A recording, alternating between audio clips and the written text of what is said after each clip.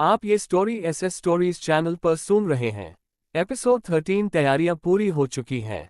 इतने विशाल प्राणी पर शुरू से अंत तक प्रभुत्व स्थापित करने का अनुभव बेहद रोमांचक था, और यह इस बात का प्रमाण है कि मैं कितनी दूर और कितनी तेजी से विकास कर सकता हूं। गोब्लिन किंग के निवास के पहले प्रयास में मुझे प्रचुर मात्रा में कोर और गोब्लिन की तलवार नामक एक आइटम मिला। मुझे तलवार की जरूरत नहीं थी, इसलिए मैं इसे बाद में बेच दूंगा। मैं आगे बढ़ा और एक बार फिर कालको ट्री में प्रवेश किया। दूसरे प्रयास में मुझे और भी अधिक कोर मिले, साथ ही फ्लेम बोल्ट नामक स्किल बुक भी मिली। तीसरे, चौथे और पांचवें प्रयास में मुझे कुल मिलाकर एक आइटम और दो और स्किल बुक मिली, डी बो of the veteran, D swipe और डी रेस्ट्रेन। ये सभी रैंक डी की सामग्रियां थीं जिनकी मुझे आवश्यकता नहीं थी और जिन्हें मैं बेच भी देता। कालकोठरी में प्रवेश करते समय मैंने फ्लेम्स ऑफ टॉर्मेंट के साथ साथ अपने मुख्य कौशल एक्सप्लोसिव रून्स का भी उपयोग किया, जिससे राक्षसों का आसानी से सफाया हो गया। इस प्रक्रिया में मुझे पूरा दिन लग गया और मैं अपने कुछ कौशल को 100 की दक्षता तक लाने में सक्षम था।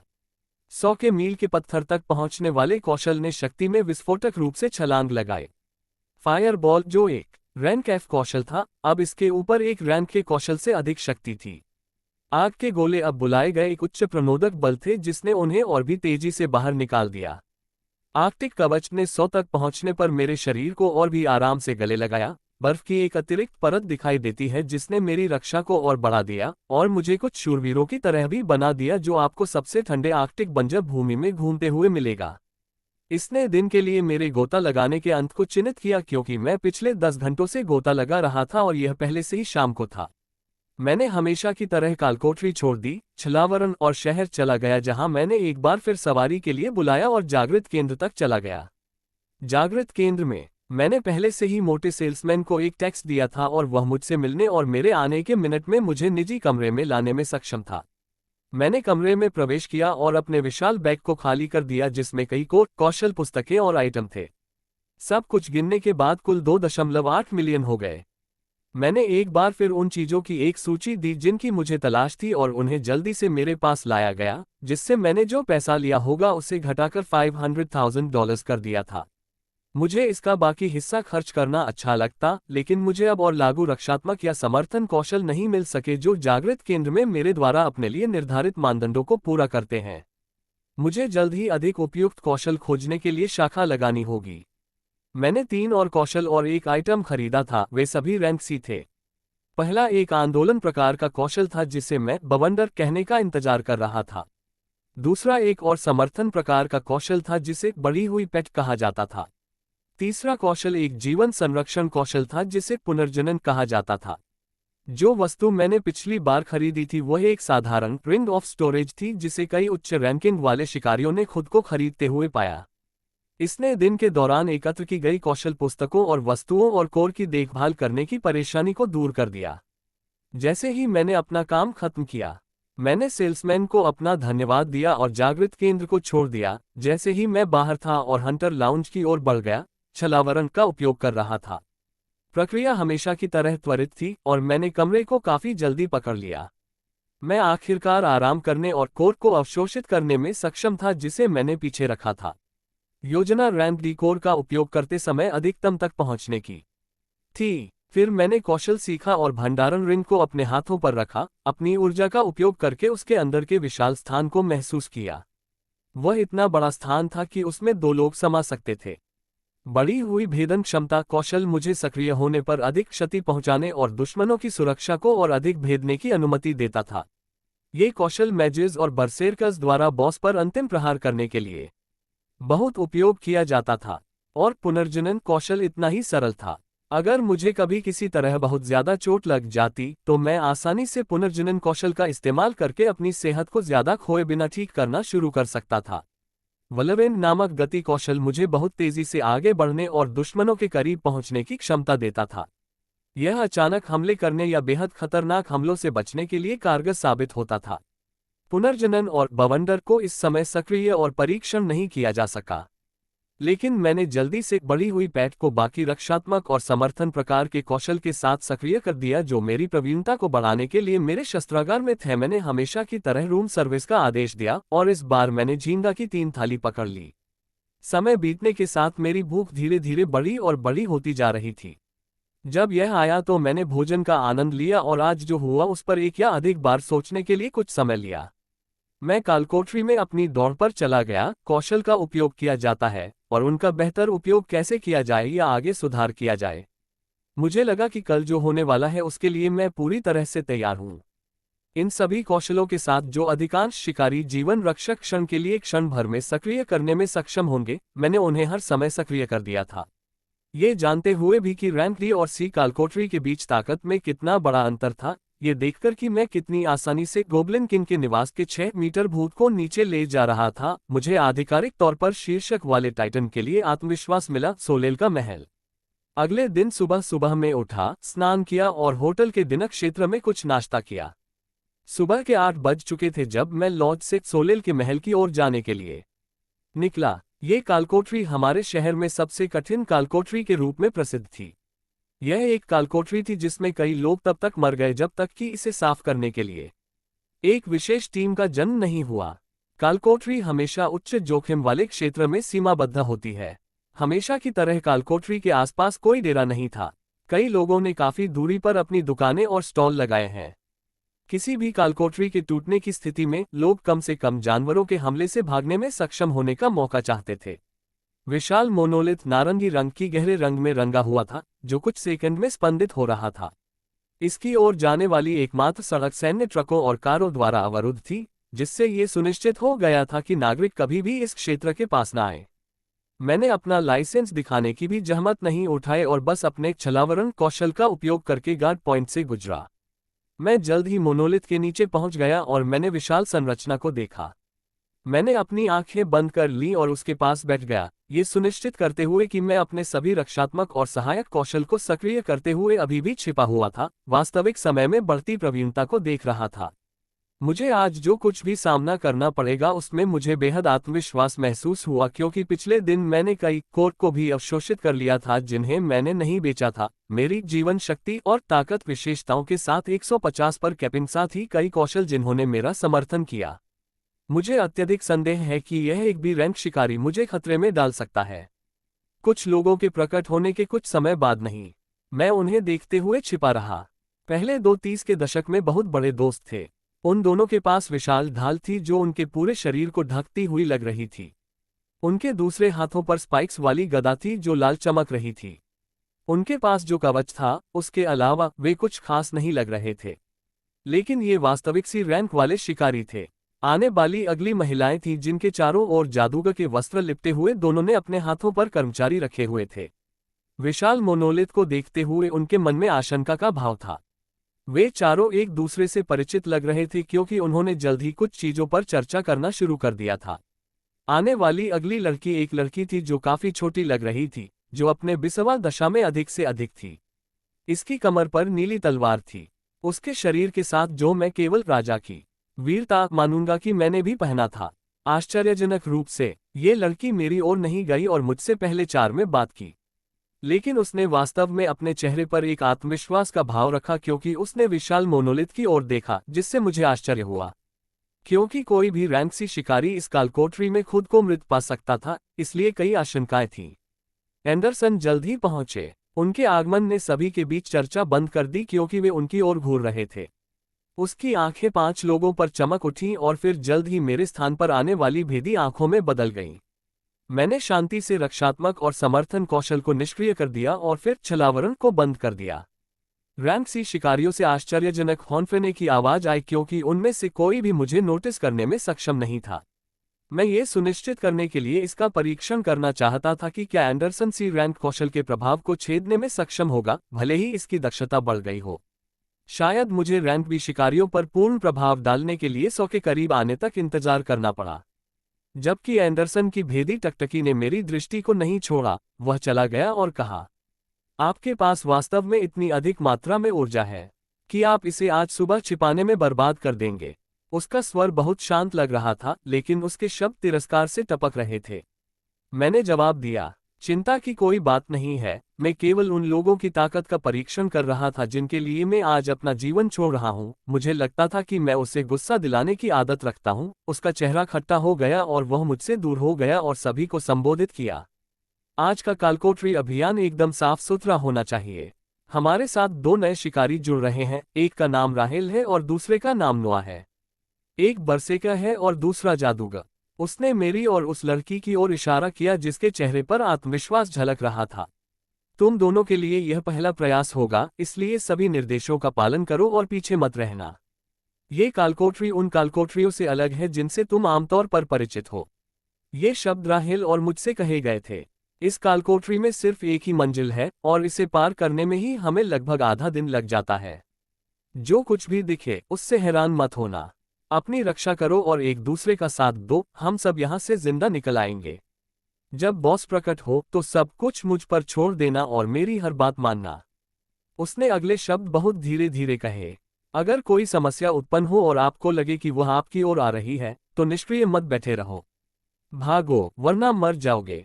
मैंने उनके कुछ हद तक प्रेरणादायक भाषण को सुना जब हम सभी कालकोठरी में उतरने की तैयारी कर रहे थे।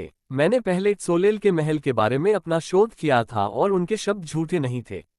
कालकोठरी में केवल एक विलक्षण मंजिल थी, लेकिन इस एक मंजिल ने कई शिकारियों की जान ले ली। जैसे ही भाषण जल्दी से समाप्त हो गया, वो कुछ चर्चा करने के लिए पार्टी के अन्य 4 सदस्यों की ओर गया और मैंने देखा कि उनके चेहरे पर असहज भाव आ रहे थे। जीज, क्या इस आदमी के वास्तव में सभी के साथ बुरे संबंध थे? वह लड़की जो स्पष्ट रूप से मेरी तरह ही नहीं थी, मेरी ओर आए और हैरान भाव से कहा, ऐसा क्यों लगता है कि आपके और शहर के सबसे मजबूत शिकारी के बीच घर्षण है? मैं उसे देखकर मुस्कुराया और जवाब दिया, मुझे भी यकीन नहीं है। मुझे उस आदमी से कोई समस्या नहीं है, लेकिन ऐसा लग रहा था कि वह मुझे उस पल पसंद नहीं कर रहा था, इसलिए उसने मुझे देखा। उसने असमंजस में अपना सिर हिलाया जैसे कि वह समझ नहीं पा रही थी और मैंने एक बार फिर कहा, इसके बारे में चिंता मत करो, कोई समस्या नहीं होनी चाहिए। जैसे ही हमने बात समाप्त की, समूह के बाकी लोग हमारी ओर आए और हम विशाल मोनोलिथ के चौकोर दरवाजों में से एक की ओर चले गए। एक बार जब हम सभी पास आ गए, तो एंडरसन ने पहले अपना हाथ बढ़ाया और हम में से बाकी लोगों ने पीछा किया। जल्दी से सोलेल के महल की पहली मंजिल पर स्थानांतरित कर दिया गया। नूह ओसिमोंट व्यवसाय हंटर। जीवन शक्ति 150। फोकस ताकत 150। कौशल OF fireball 100, F heal 43। E arctic कवच 100, डी लपटे पीला 97। D safeguard 31, D danger sense 95, C arcanist का सुरक्षा क्षेत्र 93। सी छलावरण 67, सी आभा जल्दबाजी -23, सी विस्फोटक रून -33, सी लाइफ एसेंस -22। सी बढ़ी हुई पैच 13, सी पुनर्जनन 1, सी बवंडर -1। उपकरण ई स्विफ्ट बूट्स, डी किंग की वीरता। भंडारण की सी रिंग। एपिसोड 14 सोलेल का महल। इसे कालकोठरी का फर्श कहना भी सही नहीं था, क्योंकि यह अपने आप में एक दुनिया की तरह लग रहा था। हमारे चारों ओर पेड़ों का एक विशाल विस्तार था और क्षितिज पर एक विशाल महल स्पष्ट था। ये सोलेल का महल था। महल मध्ययुगीन शैली में बनाया गया था और इसमें एक भव्य रूप था जो इसकी ओर देखने वाले सभी लोगों पर थोप गया था। इस महल में 100 से अधिक सी रैंक वाले राक्षस और एक विशाल टाइटन था जिसका हम जल्द ही सामना करेंगे।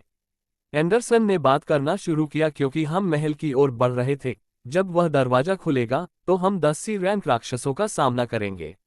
वे बेहद सख्त पत्थर जैसी सामग्रियों से बने होते हैं जिन्हें तोड़ने के लिए बहुत हानिकारक कौशल की आवश्यकता होती है। महल के मुख्य हॉल में बॉस तक पहुंचने के लिए हमें कई कमरों से गुजरना होगा जो इन मूर्ति जैसे राक्षसों को रखते हैं। मैं दीना और स्टेसी को कवर करूंगा, उसने उन 2 महिलाओं की ओर इशारा किया जो वस्त्र पहने हुए थीं।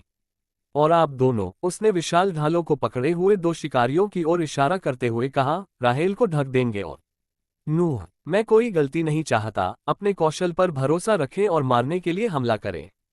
समूह के बाकी सदस्यों ने समझ में सिर हिलाया और हम जल्द ही महल के पास थे जिसने एक बड़े कमरे को दिखाने के लिए अपने दरवाजे खोले जहां 10 मूर्तियां अभी भी खड़ी थीं।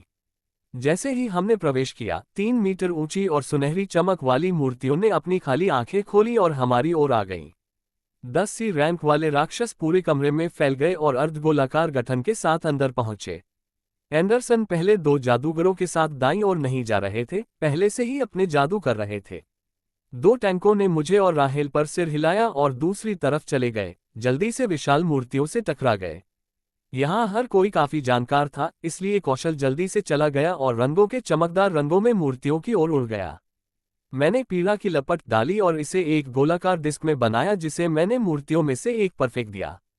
तुरंत सिर फोड़ना। राहेल, वह निडर जो मेरी तरफ खड़ा था, तुरंत गायब हो गया और उसने अपनी कमर पर तलवार खींच ली, जो अब एक गहरा लाल रंग दिखा रहा था, जो तुरंत एक और मूर्ति को अलग करने के लिए चला गया। एंडरसन की ओर से, मुझे नहीं पता कि उसने ये कैसे किया, लेकिन 3 मूर्तियां पहले से ही टूटी हुई थीं और टूटे हुए पत्थरों के रूप में जमीन पर पड़ी थीं। उसके पीछे के जादूगरों ने एक जादू किया था जिसने जल्दी से एक काला गड़गड़ाहट का बादल बना दिया था, जिसने प्रकाश को उगल दिया, जो शेष 2 मूर्तियों के सिर पर मारा और उन्हें भी नीचे ले गया। हमारी तरफ हमारे पास 3 मूर्तियां अभी भी जीवित थीं, क्योंकि टैंक उन्हें रोक रहे थे। जैसे ही वे पास आ रहे थे, उन्हें अपनी ढालों के साथ वापस खटखटाया जा रहा था। राहेल कुछ दूरी पर खड़ी थी और फिर अपनी तलवार क्षैतिज रूप से काट दी। तलवार ने एक चकाचौंध करने वाली रोशनी छोड़ी जिसने 2 मूर्तियों को मारा और नष्ट कर दिया, जिससे 2 टैंकों के लिए जल्दी से सांस लेने की जगह मिल गई। मैंने पीड़ा की लपटों को नियंत्रित किया और जल्दी से शेष मूर्ति के सिर को तोड़ दिया। ये सिर्फ शुरुआत थी, लेकिन टीम वर्क काफी ठोस लग रहा था। ये केवल पहला कमरा था जिसे हमें इस महल में गुजरना था, इससे पहले कि हम उस विशाल टाइटन के करीब भी आ जाएं, जिसका सामना करना पड़ रहा होगा। कमरा साफ होने के बाद एंडरसन के अलावा सभी लोग बैठ गए और अपनी आंखें बंद कर लीं। सबसे अधिक संभावना है कि उनकी ऊर्जा ठीक हो गई। मैंने उनके नेतृत्व का अनुसरण किया और ऐसा अभिनय किया जैसे कि मैंने बार बार फ्लेम्स ऑफ टॉर्मेंट कास्ट करने के लिए भी काफी ऊर्जा खर्च की हो। इस समय के दौरान मैंने उन कौशलों को सक्रिय किया जो मेरे शरीर पर नहीं दिखाई देते थे, क्योंकि मुझे पूरा यकीन था कि इस कालकोठरी में समय की एक महत्वपूर्ण राशि महल के कमरों के बीच वसूली का समय होगा। मैंने जीवन सार के साथ जल्दबाजी की आभा को सक्रिय किया, जिसने मेरे शरीर पर 2 रंग चमके जो जल्द ही फीके पड़ गए। मैंने पुनर्जनन भी कास्ट किया, भले ही मुझे इसके प्रभावों का परीक्षण करने के लिए कोई चोट नहीं लगी हो। एक ऐसा एहसास हुआ जैसे मुझे अभी अभी सबसे अच्छी मालिश मिली है, क्योंकि मेरे शरीर में तनाव जल्दी से निकल गया था। यह शायद आखिरी संभव उपयोग था जिसे किसी ने सोचा था कि इस उच्च रैंक वाले कौशल के लिए ऊर्जा की उच्च लागत की आवश्यकता होती है, इसका उपयोग किया जाएगा। मैं इसके प्रभाव से आश्चर्यचकित था, क्योंकि मैं कभी घायल नहीं हुआ था और भविष्य में कभी भी आने की योजना नहीं बनाई थी। सुरक्षा पहले। लगभग 10 मिनट के बाद समूह के अधिकांश लोग उठ गए थे और हम अगले कमरे में जाने के लिए तैयार थे। इसमें एक अतिरिक्त मूर्ति थी, जिससे संख्या 11 हो गई। वही रणनीति दोहराई गई। मैंने एंडरसन को इस बार एक कौशल का उपयोग करते हुए देखा, क्योंकि उसने अपनी तलवार घुमाई और बिजली का एक चाप उड़ गया, जिससे 3 मूर्तियों को तुरंत तोड़ दिया और नष्ट कर दिया गया। उनका पद दिखावे के लिए नहीं था। उसकी तरफ से जादूगरों ने उसी कौशल को डाला जिसने बिजली को नष्ट कर दिया, जल्दी से अन्य मूर्तियों को भी नीचे ले गया। हमारे समूह के लिए टीम वर्क और भी आसान होता जा रहा था। जैसा कि हमारे सामने 2 टैंकों ने किसी भी मूर्ति को हमारे पास आने से रोक दिया, जबकि राहेल अपनी तलवार के साथ अंदर और बाहर चली गई। कभी कभी प्रकाश का एक घुमावदार ब्लेड फेंकती थी जो मूर्तियों पर टूट जाती थी। मैंने पीड़ा की लपट को बहुमुखी रखा, क्योंकि यह आग की लपटों की तेजी से घूमती डिस्क से एक तंग केबल में स्थानांतरित हो गया, जो मूर्ति के सिर के चारों ओर तब तक लपेटा गया जब तक कि यह विस्फोट न हो जाए। मूर्तियों से हमले होने पर टैंकों पर कभी कभी रोशनी चमकती थी या पारदर्शी ढालें दिखाई देती थीं, जिससे वे हमेशा अपनी जगह पर डटे रहते थे और पीछे नहीं हटते थे। लगभग 5 कमरे खाली करने और दोबारा आराम करने के बाद राहेल मेरे पास आए और बोली, आपकी कार्यकुशलता बहुत सटीक लगती है, लेकिन जब से मैं आउटर बैंकॉक आई हूँ, मैंने आपके बारे में कभी नहीं सुना। क्या आप भी हाल ही में इस शहर में आए हैं? मैंने मुस्कुराते हुए जवाब दिया, नहीं, मैं तो हमेशा से यही था, बस अभी हाल ही में जागा हूँ। यह ऐसी जानकारी थी जिसे कोई भी व्यक्ति समय लगाकर आसानी से मेरे बारे में जुटा सकता था, इसलिए मुझे इसे साझा करने में कोई चिंता नहीं थी। वह आश्चर्यचकित लग रही थी और उसने पूछा, सच में? तो आपने एक काफी शक्तिशाली जन्मजात कौशल को जागृत कर लिया होगा। मैंने मुस्कुराकर जवाब नहीं दिया। कुछ घंटे इसी तरह धीरे धीरे बीत गए। हम आगे बढ़ने के लिए किले के कई कमरों को खाली कर रहे थे और हर कमरे के बाद मूर्तियों की संख्या एक एक करके बढ़ती जा रही थी। हमारे 10वें कमरे में हम 19 मूर्तियों का सामना कर रहे हैं, जिसने चीजों को बहुत कठिन बना दिया है। कुछ मूर्तियां एक विशाल ढाल के साथ 2 टैंकों की रक्षा से अलग हो गईं और मेरी ओर दौड़ीं। मैंने पीड़ा की लपटों को फेंकने के लिए जल्दी से काम किया और आग की लपटों की रेखा को घुमाया जैसे कि यह उन्हें दूर धकेलने के लिए एक विशाल बेसबॉल बल्ला था। राहेल कुछ सेकंड बाद उन्हें खत्म करने के लिए वापस आ गई। कुछ चोटें आईं, लेकिन कोई हताहत नहीं हुआ। एंडरसन की ओर से उन्होंने अंदर और बाहर घूमते हुए और किसी भी मूर्ति को पीछे धकेलते हुए जादूगरों की काफी अच्छी तरह से रक्षा की जो सफलता की कोशिश कर रहे थे। इसके बाद के कमरों में इन पत्थर की मूर्तियों में से 20 की निरंतर संख्या थी, जिससे आने वाली बॉस लड़ाई के लिए जितना संभव हो सके चोटों को रोकने की कोशिश करते हुए साफ होने में काफी समय लग रहा था। 19वें कमरे को साफ करने के बाद एंडरसन और उनकी पार्टी के मूल सदस्यों के चेहरे पर गंभीर भाव आ गए। इस कमरे से बाहर निकलने का रास्ता एक बड़े दालान की ओर जाता था जिसके अंत में एक सुनहरा दरवाजा था। अब हम सोलेल के कैसल के बॉस का सामना करेंगे। हालांकि यह बॉस कुछ खास था क्योंकि वह अकेला नहीं होगा। उनके चारों ओर इनमें से 10 मूर्तियां पहरा दे रही थीं। ये वह समय था जहां बहुत से लोग विफल हो जाते थे यदि बॉस को वापस रखने के लिए पर्याप्त शक्तिशाली व्यक्ति नहीं था, क्योंकि अन्य सदस्यों ने जल्दी से गार्ड को नीचे उतार दिया और फिर शीर्ष शिकारी को बॉस को जल्दी से खत्म करने में मदद करने के लिए इसमें शामिल हो गए। एंडरसन ने सभी को एक साथ बुलाया और मुझे हमेशा की तरह एक भेदी रूप दिया। मुझे हर बार वह नजर मिल रही थी जब वह पिछले कुछ घंटों में झगड़े को देखता था। मैं सचमुच अपने लगभग सभी कौशल को छिपा रहा हूं, केवल हमारे रास्ते में आने वाली मूर्तियों को नष्ट करने के लिए फ्लेम्स ऑफ टॉर्मेंट का उपयोग कर रहा हूं, इसलिए मुझे कुछ भी नहीं देना चाहिए था। समय बीतने के साथ वह मुझ पर कम क्रोधित हो गया और बस अधिक से अधिक तिरस्कारपूर्ण अभिव्यक्ति को अपनाया।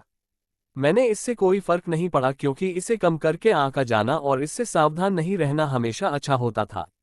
जब हम करीब आए तो उन्होंने बोलना शुरू किया, मैं बॉस को वापस पकड़ रहा हूं और यह सुनिश्चित करूंगा कि यह मुक्त न हो। आप में से बाकी लोगों को जल्द से जल्द इसके 10 गार्डों को नीचे उतारने और फिर मुझे मजबूत करने की जरूरत है। वह 2 टैंकों की ओर मुड़ा और जारी रखा। आप लोगों को जादूगरों और राहेल की रक्षा के लिए अपना सर्वश्रेष्ठ प्रयास करने की आवश्यकता है। सुनिश्चित करें कि कोई भी गंभीर रूप से घायल न हो, क्योंकि हम सभी को बॉस को नीचे ले जाने के लिए अपने प्रमुख में होने की आवश्यकता है। टैंकों ने अपना सिर हिलाया जबकि हम में से बाकी लोग लड़ाई के लिए तैयार हो गए। मैं एक बॉस के इस टाइटन से मिलने के लिए उत्सुक था जिसने कई शिकारियों को मार गिराया था। जैसे ही सभी की ऊर्जा ठीक हो गई, हम विशाल दरवाजे की ओर गए और बॉस के कमरे में कदम रखा।